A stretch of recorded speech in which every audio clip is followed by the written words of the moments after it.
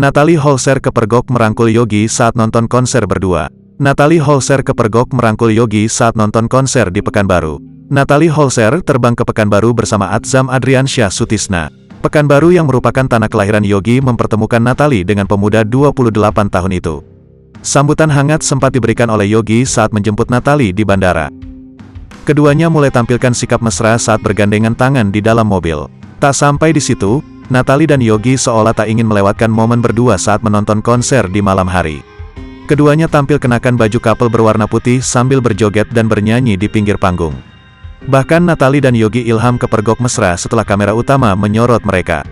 Alhasil di layar utama konser terpampang sikap mesra Natalie saat merangkul Yogi. Sontak Natalie dibuat tersipu malu dan melepas rangkulannya pada berondong Pekanbaru itu. Momen tersebut sempat dibagikan lewat repost story Instagram dari penggemar Natalie, Jumat, tanggal 18 Agustus tahun 2023. Natalie bahkan tak sungkan untuk merangkul lelaki yang lebih muda darinya di hadapan penonton konser. Keseriusan seolah ditunjukkan keduanya setelah sebelumnya sempat minta restu dengan orang terdekat. Sosok laki-laki yang ia sebut dengan ayah sempat mendoakan Natalie dan Yogi setelah TikTokers asal Pekanbaru tersebut meminta restu.